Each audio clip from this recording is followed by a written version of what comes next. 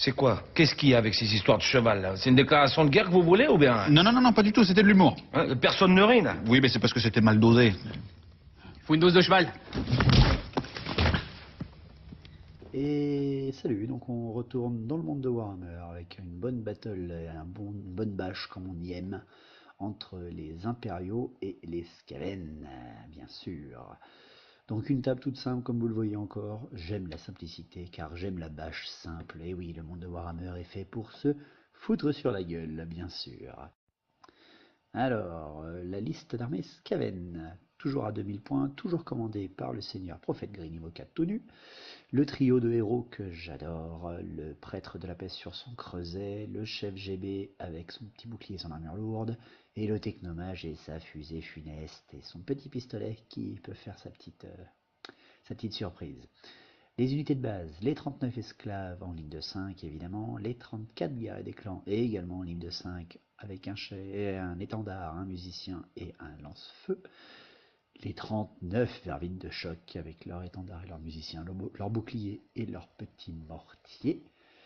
Les unités spéciales, 2 Raogres avec leur chef de meute, voilà, pour menacer un petit peu les flancs. Les 30 moines de la peste en état-major complet pour le chausson du prêtre et pour avoir un rouleau compresseur sur la table. Et les 2 unités rares classiques, l'abo, enfin classique, et la catapulte. Je sais qu'il n'y en a pas beaucoup qui la prennent, mais moi je l'aime beaucoup, surtout contre les impériaux, ça peut être très utile. Alors, voici le déploiement que j'utilise pour cette partie. Alors, de gauche à droite, la première pose, pardon, pas la première pose, la dernière pose, le creuset. Mais bon, sur un flanc toujours, j'aime beaucoup les poser sur les flancs, les creusets de la peste avec un chausson de moine, parce que ça fait peur, ça fait très très peur. J'en enchaîne après dans les bois avec les Raogres. Ensuite, sur leur droite, en plein centre de ma ligne, bien sûr, le prophète gris, ses 39 vermines de choc, et derrière eux à gauche, leur petit mortier à globe toxique. À leur droite encore, les guerriers des clans avec la GB et juste à côté, le lance-feu. En arrière-cour, on va dire, eh bien, la fameuse catapulte de la peste qui là voit vraiment tout le champ de bataille. Elle va pouvoir arroser tout le long de la partie. Sur la droite encore les esclaves avec le technomage et enfin sur mon flanc droit total l'abo pour faire un peu peur à côté des esclaves, voilà, pour apporter un petit peu de ténacité encore plus sur ce flanc droit. Face à eux, oui, face à eux, une armée que j'aime beaucoup, les impériaux, une armée dure à jouer, que beaucoup pensent facile à battre, mais attention, ils ont leur surprise. Alors bien sûr, avec les nouvelles règles et les grands maîtres, on est obligé de la faire commander cette hoste de 2000 points par un grand maître de l'ordre de la lance dorée, voilà, c'est comme ça que je l'appelle. Alors il a un croc runique, un bouclier, une invulnérable à 6+, voilà, le boucher. Les héros qui l'accompagnent, un petit sorcier lumineux niveau 2 qui a eu en sort, si je me souviens bien, il a eu la CC initiative à 10 et le blast de base. Le capitaine GB avec l'armure de plate complète, le prêtre guerrier monté pour aller avec l'ordre du grand maître, et le prêtre guerrier arme lourde à pied pour aller avec les joueurs d'épée, bien sûr, et le GB. Les unités de base, 39 halbardiers, avec état-major complet, parce que, comme le dit le livre d'armée de l'empereur, il faut des halbardiers dans votre armée.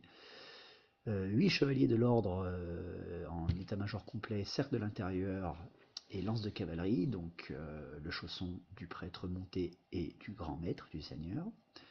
L'unité spéciale, l'unité spéciale, 28 joueurs d'épée, voilà, on a un état-major. Alors état-major, j'ai mis seulement l'étendard et le musicien parce qu'ils sont accompagnés du GB et du prêtre, voilà, donc ils font peur eux aussi. Une bonne unité tenace. J'ai mis direct guard, évidemment, vu qu'ils ont la règle tenace maintenant, 10 chevaliers en état-major complet, ça peut faire la bonne surprise, une bonne percée.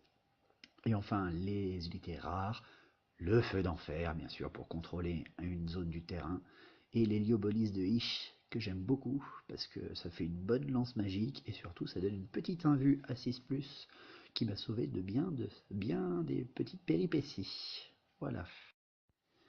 Le déploiement de l'Empire. Alors comme vous le voyez, sur le flanc gauche, le feu d'enfer pour contrôler, pour faire peur au creuset et à la masse de moines de la peste qui a peur des tirs. Juste à droite du feu d'enfer, les joueurs des... Non, la Reiksguard, pardon, c'est les 10 chevaliers de la Reiksguard. Alors ça fait un centre très tenace parce que juste après vous avez les joueurs d'épée avec l'AGB et le prêtre guerrier arme lourde. Donc voilà un truc qui va frapper tard mais qui va tenir longtemps.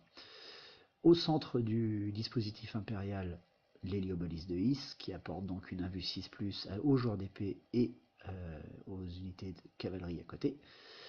À droite de l'Héliobolis, le rouleau compresseur, donc les chevaliers de sœur de l'intérieur avec le prêtre guerrier monté et le grand maître. Et enfin sur la droite, la horde halbardier avec le sorcier lumineux. Voilà, pas beaucoup d'unités, mais beaucoup de troupes. Donc voilà ce que donne la table au début de la partie. Et donc on commence avec un tour 1 qui va être, déjà vous allez vite le voir, assez intéressant. Alors ce sont les Skaven qui ont eu le premier tour. Alors on commence d'abord bien sûr par déclarer les charges. Non, beaucoup trop loin les charges, on commence pas comme ça. Donc Labo qui nous fait un bon 12 je crois, qui traverse la moitié de la table. Ouais, elle y va vite ce coup là, elle a envie de manger de l'impérial. Elle est accompagnée de toute la ligne Skaven, voilà, qui avance assez vite, un peu en retrait d'elle parce qu'il y a beaucoup de cavalerie en face et ça fait peur, il y a des rouleaux compresseurs immondes, donc vaut mieux pas tenter le diable. En magie, j'ai oublié de préciser ce qu'avait eu le prophète gris. Alors le prophète gris, si je me souviens bien, il a eu donc les sorts Malfoudre, il a eu le 13e bien sûr, la peste, il a également eu le sort qui fait baisser l'endurance de l'adversaire. Alors ça fait baisser de 1 à chaque sort, et si vous arrivez à 0, ça fait disparaître l'unité. Génial, surtout pour les impériaux avec 3 petits sorts, ce qui serait sympa. Et également le prêtre qui a eu le souffle, voilà. Non, pardon, il n'a pas eu le souffle, il a eu les attaques empoisonnées sur son unité. Eh oui, le prêtre qui va faire extrêmement mal. Mais bon, vous verrez que j'aime les moines de la peste. C'est terrible. Donc la magie, je vous disais, le prophète gris tente de lancer une malfoudre, mais il loupe son jet, ce qui fait qu'il ne peut plus lancer de sort dans cette phase. Et le prêtre a trop peur de déclencher un cataclysme, donc il se retient de déjà donner l'attaque empoisonnée à ses troupes. Faut peut-être pas abuser non plus quand même. Les tirs. Alors les tirs, je commence avec la fameuse fusée funeste, que je n'oublie pas ce coup-là de mon petit technomage. Malheureusement, 6D, elle est beaucoup trop courte, elle me fait seulement 17, donc voilà, elle s'arrête devant les joueurs d'épée et la Reiksguard, voilà, elle leur fait un petit coucou, mais elle n'en fait aucun dommage. J'en suis malheureusement navré. Par contre, ma catapulte de la peste, et oui, celle-là, elle me fait un hit magnifique sur la Reiksguard. Alors c'est pas grand-chose la force 2, hein, mais sans sauvegarde d'armure, ouïe aïe aïe, qu'est-ce qu'ils aiment pas ça. Donc c'est simple, hein, 5 Reiksguard qui sautent, bam, merci à ma chère catapulte. C'est toujours ça de prix. Donc pas de corps à corps, fin du tour 3. Du tour 3, ouais carrément bien sûr David. Du tour 1 pour mes Skaven. Tour 1 des impériaux. Alors les impériaux, voyant que les Skaven commencent déjà à bousiller de leurs troupes spéciales, l'honneur de l'empereur a été bafoué vu que la Reiksguard vient de mourir par moitié de troupes. Eh ben elle change pas. Eh non, elle a des trucs de tir, elle a beaucoup d'enflammés, donc elle va se faire une abo déjà au plus vite parce qu'elle lui fait très peur cette abo. Donc la ligne se reforme classique, sans aucune déclaration de charge. La magie, même avec son petit niveau 2, il arrive à me passer un regard enflammé, voilà, au maximum, donc un des 6 force 6 enflammé sur labo, et il me fait 5. Il fait 5, donc bien sûr, 5 PV qui sautent de labo, bam, ça c'est terrible. Les tirs enchaînent après avec un feu d'enfer qui tire de perpète les oies sur les rats ogres. Il me fait, je crois, sur les 3D, il fait 12 ou 16, je sais plus, un truc immonde, et il m'enlève, heureusement, seulement un rat ogre et leur maître de meute, ce qui fait qu'ils sont stupides, mais bon, à côté du prophète gris et de la GB, je peux encore les faire une charge du dernier samouraï. Donc le CAC, il n'y en a toujours pas, il a trop peur de venir, donc bien sûr, tour 1 terminé, on va retourner avec nos Skaven. Le tour 2 des Skaven, eh ben, c'est le moment de déclarer des charges. Donc leur test de stupidité réussi, enfin son test de stupidité réussi, le Raogre décide de rusher. Eh ouais, il y va, il se jette sur la Raceguard dans une charge abyssale.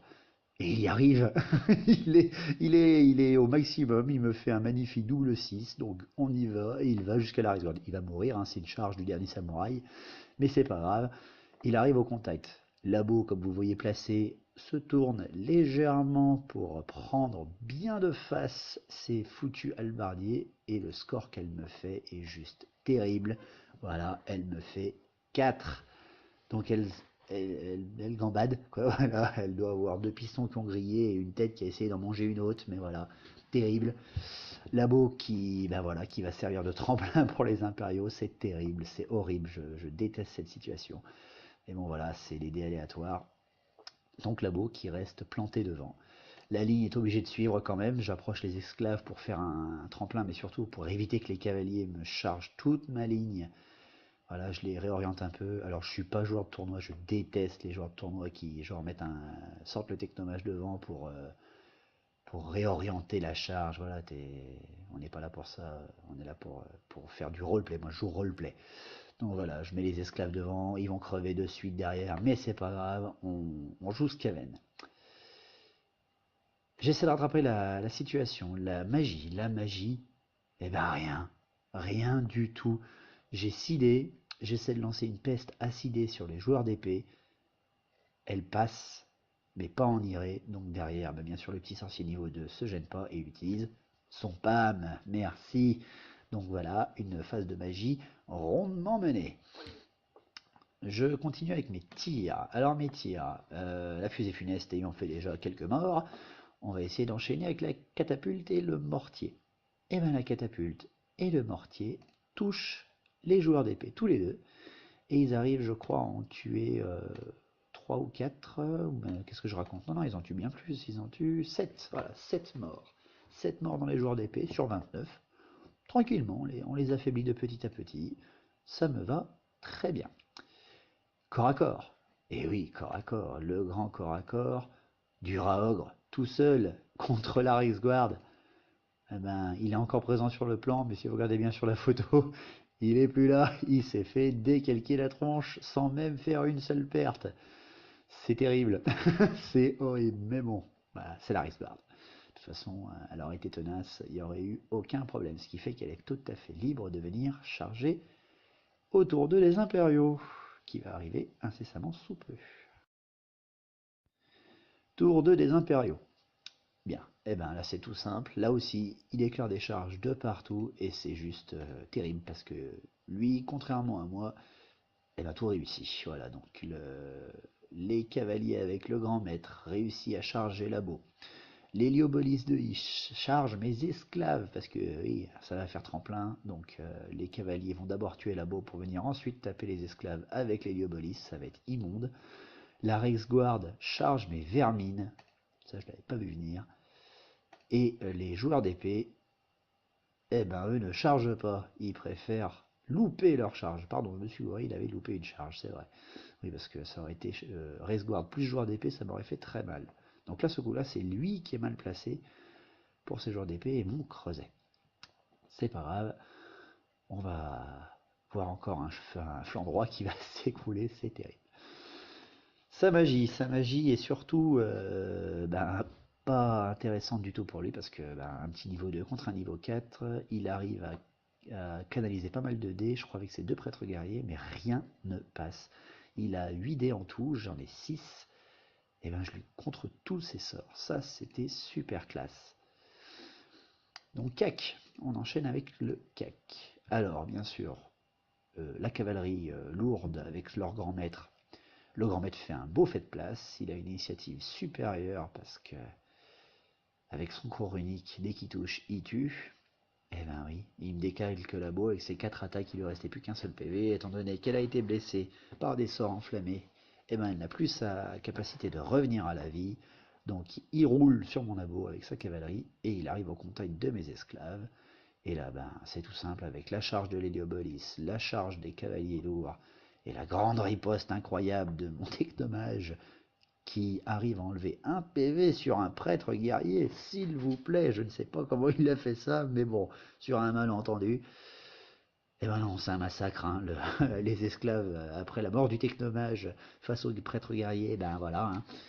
Là ils ne tiennent plus, ils sont affranchis, ils implosent évidemment, et ils tuent le lance-feu qui est juste à côté d'eux, c'est très souvent que ça m'arrive ça, et ils ne font aucune autre perte. S'ils font une perte, pardon, dans les cavaliers lourds, mais l'héliobolus n'est pas blessé, l'invulnérable de 6+, étant superbe.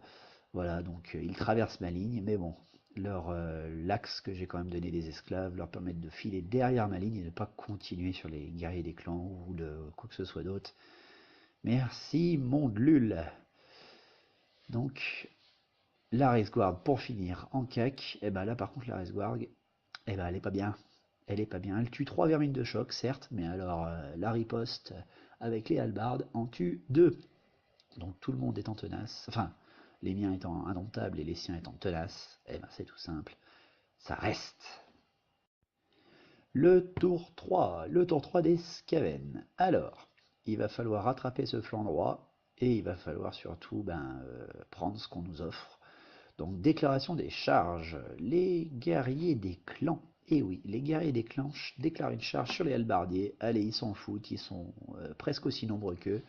Il faut y aller, de toute façon on va arrêter parce qu'avec son mage sinon, et surtout le feu d'enfer, il va me laminer mes grosses troupes.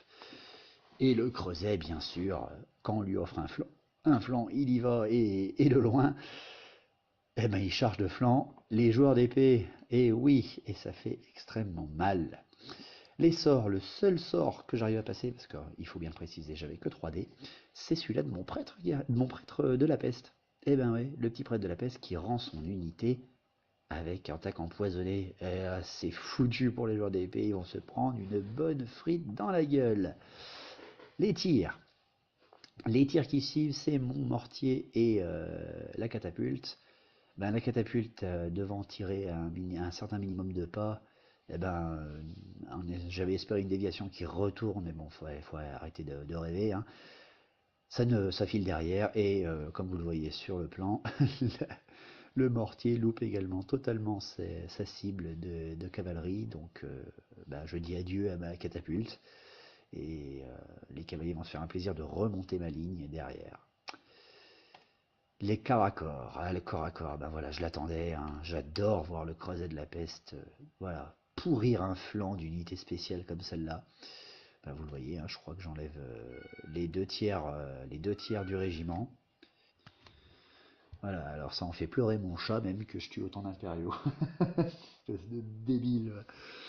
Voilà, donc en petite riposte, il me tue 6 moines de la peste, mais bon, c'est les scaves, on s'en fout. Ils sont tenaces, donc par contre ils tiennent, ça c'est leur grande force. Ils en ont pas beaucoup, mais celle-là au moins ils l'ont. À côté, les gars et les clans font une sorte de statu quo, hein, ils en perdent 4 pour eux et ils tuent 5 halbardiers. Bon voilà, avec les rangs, etc., ça tient. Et la Raceguard par contre, pop, et oui, j'arrive à arracher les 2 derniers de la Raceguard avec les vermines de choc, ce qui me permet de me reformer. Mais ça sert à rien de se reformer. Et oui, on va plutôt se faire un plaisir d'aller charger ces foutus joueurs d'épée. Voilà pour le tour 3 des Skaven. Le tour 3 des Impériaux.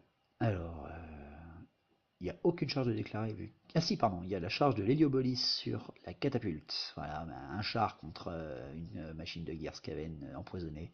C'est simple, hein, ça va popper certainement rien qu'aux touches d'impact. La cavalerie se reforme, voilà, elle veut retourner aider ses joueurs d'épée, son prêtre guerrier, sa GB, dans un grand sursaut d'héroïsme de l'Empire. Mais elle va mettre du temps, malheureusement pour elle, et bien heureusement pour moi. La magie, il réussit à passer 2 sorts, enfin un sort et une prière. Il arrive à passer la relance pour blesser manquer sur ses joueurs d'épée, avec son prêtre guerrier à pied. Et il arrive à passer un sort d'amélioration de CC et d'initiative à 10 sur les halbardiers. Et là, je rigole beaucoup moins. Ça va faire extrêmement mal au cac. Les tirs, il n'en a pas. Et oui, parce que il n'y a rien en visuel. Non, il essaie même pas de tirer sur le mortier avec son feu d'enfer, même pas. Parce qu'il est même pas apporté, ou bien il essaie mais ça loupe. J'ai pas tout noté, désolé. Donc aucune incidence des tirs du tour 3 des impériaux. Le CAC, eh ben le CAC, comme on s'y attend, les halbardiers et les guerriers des clans se massacrent les uns les autres, mais tiennent, tandis que le creuset continue de meuler sa grand-mère dedans. Par contre, les relances de blessés permettent de blesser mon prêtre de la peste sur son creuset, et encore de tuer 3 moines. Je crois qu'à la fin, il ne reste plus que 4 joueurs d'épée et leurs 2 héros, donc ça devient très intéressant. Voilà pour le tour 3 des impériaux, si je ne me trompe pas. J'ai oublié par contre, oui, pardon, de préciser que l'Héliopolis, ben oui, comme je l'ai dit, arrache la catapulte, rien qu'avec ses touches d'impact. Donc leur flanc droit, leur flanc gauche est presque fini de nettoyer, la cavalerie va pouvoir le remonter. Mais moi j'arrive sur mon flanc gauche avec le creuset et les vermines, et là c'est pas pareil. Le tour 4 des Skaven. Nirklager. Ouh, que j'aime ça. Allez, eh ben j'y vais avec les vermines de choc, hein. Il faut pas avoir froid au ventre. Eh oui, je sais, je petimote. Je charge de flanc les joueurs d'épée survivants pour être sûr de les terminer à ce tour-ci et libérer mon creuset pour qu'il continue son massacre.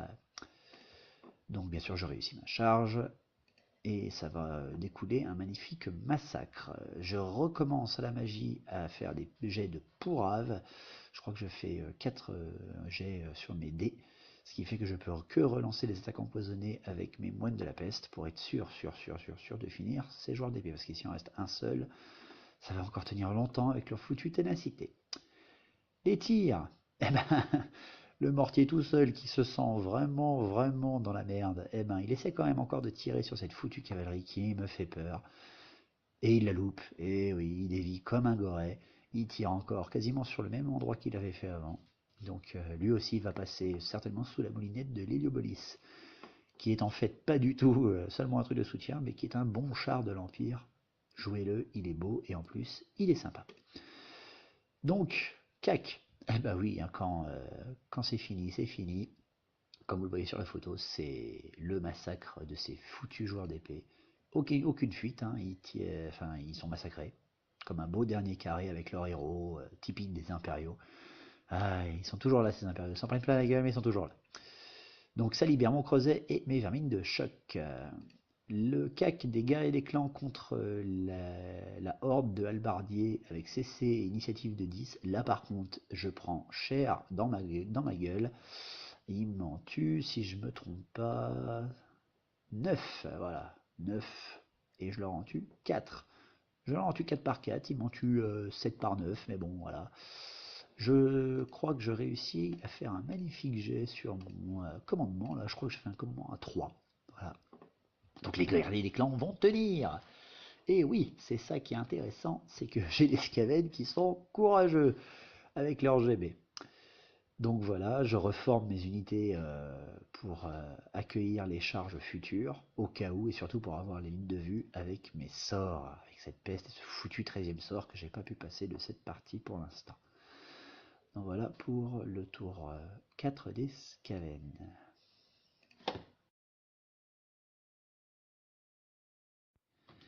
Le tour 5, les impériaux. Et bien lui aussi, hein, quand on lui donne des flancs ou des revers, ben, il les prend. Donc une double charge, la charge des cavaliers lourds avec leur foutu grand maître dans le dos de mes derniers guerriers des clans. Et l'Héliopolis de Is qui charge le mortier. Et oui, le mortier tout seul et scellé que j'avais laissé là, un petit peu en sacrifice pour éviter qu'il vienne dans mes vermines et qu'il bloque mes vermines, qu'il fasse, je sais pas, qu'il apporte son invulnérable dans le prochain combat. J'avais un petit peu, j'en ai marre de ces Héliopolis, donc j'ai dit allez hop, mange-toi un mortier et comme ça tu vas courir derrière lui pendant quelques temps. Donc je tiens ma position, oui, parce que j'aime les sacrifices des Skaven. Et il rentre donc bien dedans les deux régiments, la cavalerie lourde et l'Héliopolis. Sa magie, il arrive à passer encore 2 améliorations. Il arrive encore à conserver sa CC 10, initiative 10 sur ses halbardiers, Et il passe également les blessés manqués sur sa cavalerie lourde. Quelle horreur! Sur des guerriers des clans, quoi. C'est pour être sûr de terminer la vermine. Les tirs, il ne fait rien avec son feu d'enfer. Et oui, enfin un feu d'enfer qui foire, et ça c'est cool. Sur le feu d'enfer, il fait ainsi dans le tir 2, 2, ce qui fait qu'il ne fait que 2 petits tirs de merdouille. Et il ne tue rien. Merci mon gars, c'est sympa. Le CAC, eh ben, le CAC du tour 5, comme on s'y attendait sur ces pauvres guerriers des clans, ils implosent, voilà, ils ne peuvent même plus s'enfuir, il n'y a plus de survivants. Voilà. Ils tuent tout le monde, c'est terrible. Et l'héliobolus de Is, bien sûr, termine le mortier, rien qu'avec ses touches d'impact. Ce qui fait que ben, l'axe de combat s'est passé à 90 degrés, hein. On n'est plus de nord-sud, mais on est est-ouest. Enfin, tout dépend de quel sens on regarde, bien sûr. Mais bon, tout dépend comment on se tourne.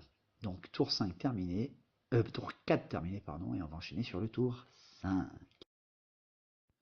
Le voilà, le tour 5. Le tour où il va falloir faire des choix. Eh bien, les choix, ça a été de la charge pour le creuset et du replacement pour la vermine de choc. Eh bien, je foire ma charge. Terrible, mon creuset loupe sa charge. Et donc, j'avance pour être très très mal placé juste après. Je crains la cavalerie, je crains la horde. Voilà, je sens que j'ai peur pour mon pauvre petit creuset. Ma vermine se replace pour faire des sorts. Parce que là, il va falloir que je sauve la situation de mon creuset. Et je fais double 1.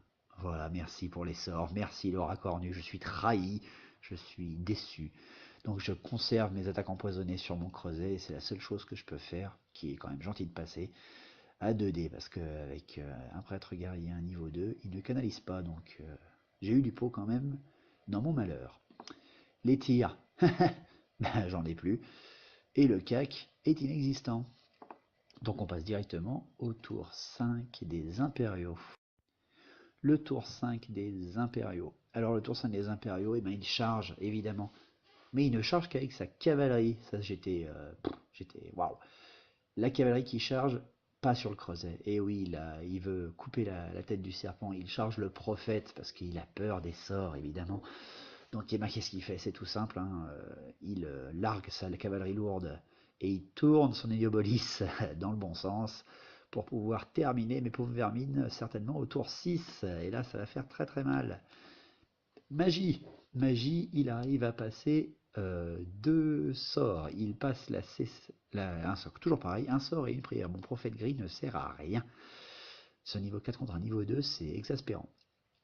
Donc il arrive à passer sa CC et initiative 10 sur ses halbardiers et il arrive à passer l'invulnérable 5+, sur ses cavaliers, parce qu'il a vu que les forces 4, même si ça enlève peu d'armure, eh ben, ça peut créer la surprise avec la Guard, donc il préfère mieux protéger ses chevaliers. Voilà pour la magie, le tir... non, pardon, la magie, l'héliobolis. L'héliobolis me lance une petite lance de lumière et tue 3 moines de la peste. Voilà. Moi j'aurais tiré sur le creuset, mais avec force 8 sur endurance 6. Voilà, ça aurait levé aussi 3 PV maximum de toute façon, donc je pense qu'il a raison d'enlever des moines. Le corps à corps. Le tir n'a rien du tout à proposer. Et oui, le tir n'a rien du tout à proposer. Et la charge de sa cavalerie foire totalement. Le grand maître fait 0. Les cavaliers tuent 2 hommes et le prêtre guerrier ne fait rien. Par contre, en retour, je lui fais rien non plus. Et oui, malgré la relance de son prêtre guerrier et de ses cavaliers, il ne fait rien. Je suis béni par le racornu sur ce coup-là. Je ne perds que 2 vermines de choc. Ce qui fait que ben, avec l'indomptabilité, ben, je tiens, pépère. Donc le combat continue pour pouvoir mieux s'enchaîner et terminer sur le tour 6.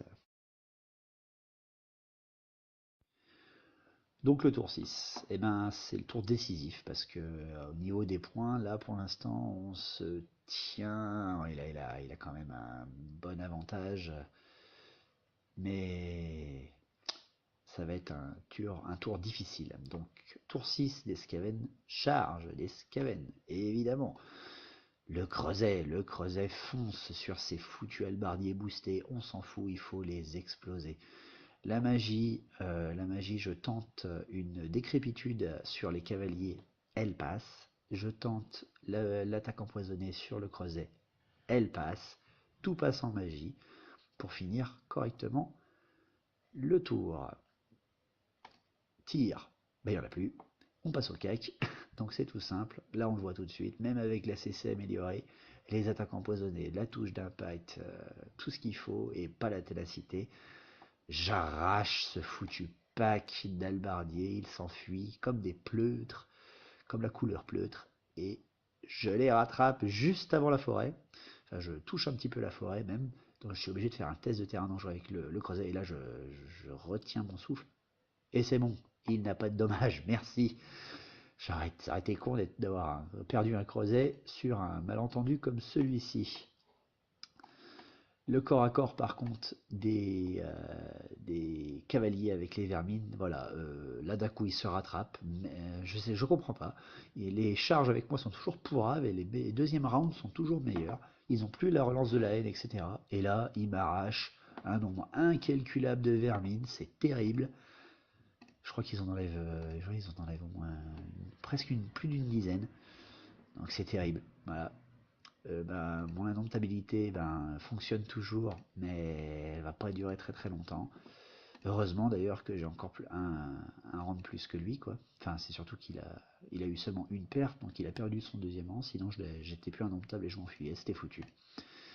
Donc le sort de la partie, parce que mon creuset ne sert plus à rien, va se jouer dans le tour 6 des impériaux. Et voilà la fin de la partie, le tour 6 des impériaux, et bien avec la terrible charge de dos de l'héliobolus dans les vermines de choc, voilà. Je crois qu'il fait même pas de magie, il a même pas le goût. Si, il conserve ses jets pour blesser manqués avec sa cavalerie, avec son prêtre guerrier, voilà, il a sidé, il lance les 6, il fait même pas l'irrésistible, j'arrive pas à le passer, à le dissiper en double 6 non plus. Voilà. Merci le prophète gris, quoi. Pas de peste, pas de 13e sort, je suis super dégoûté. Ça aurait été hyper utile, mais bon, c'est pas grave. Donc sa magie passe, et son tir, le feu d'enfer, là aussi, arrive à tuer encore 3 moines de la peste, il m'écrème petit à petit, le creuset est ralenti donc. Mais de toute façon, il était trop loin pour faire quoi que ce soit d'autre, et surtout, à ce stade de la partie, j'aurais au moins conservé mon creuset. Le dernier cac, le cac du centre, voilà, si je survivais, ça aurait été beau, mais non. Non, non, je tiens pas. Une charge de char dans le dos, je perds mon indomptabilité. Mais là, dans la confusion, je tue quand même 2 cavaliers lourds. Voilà. J'ai même pas cherché à frapper le grand maître ou le prêtre, faut pas déconner. Voilà. Donc je m'enfuis, je m'enfuis. L'héliobolis ne me rattrape pas. C'est les cavaliers lourds, donc c'est vraiment cette foutue cavalerie lourde et leur grand maître qui m'a assassiné pendant toute la partie.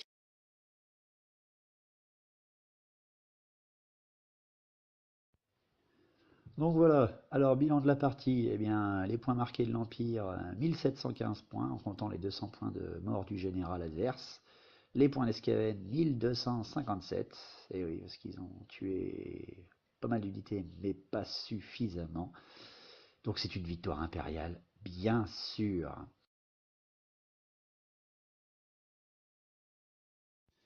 Donc voilà pour ce deuxième rapport de bataille fait à l'amateur, à l'amateurisme même. Je sais, c'est pas super beau à voir.